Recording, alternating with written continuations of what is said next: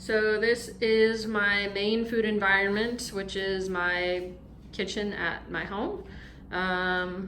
Fridge, stove, microwave, kind of everything that I need to get anything done. So I basically do most of my shopping here in town in Collinsville. There's a Walmart, which I normally go to.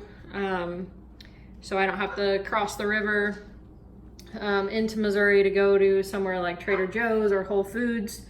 I am a vegetarian. I am mostly plant-based. I have been for the past 13 years.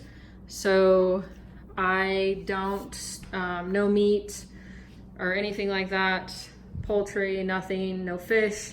And within the past 3 years, lactose intolerant, so I'm no dairy also. So there are two of my also health advantages, if you will. That's Hugo and that's Lucy. They're 4 years old. They kind of keep me on my toes. They're very active, if you will.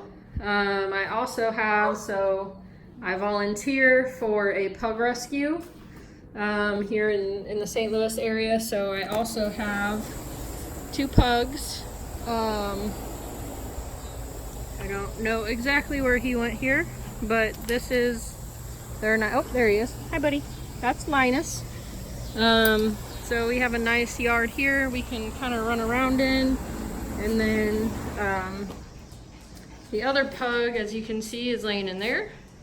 That's Toots. She was actually a foster and I've decided to keep her. So we have a happy home here. I also have a kitty cat. So we have a full house. Can't see her, so. So my kind of how I became in this course, again, just like I, kind of mentioned, just starting out. And this, is obviously the first course, one of the first courses that is needed to take.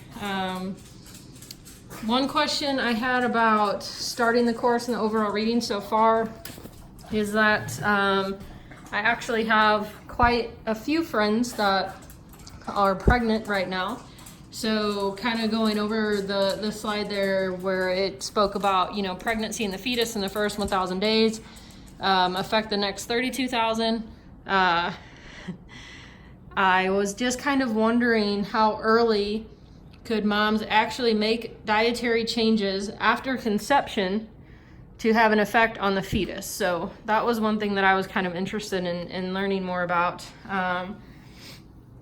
Good behaviors of effective online students. Some of those would be learn the technology, get to know the professor, be organized, have a schedule and a routine, and start part-time, which I can kind of attest to all of those.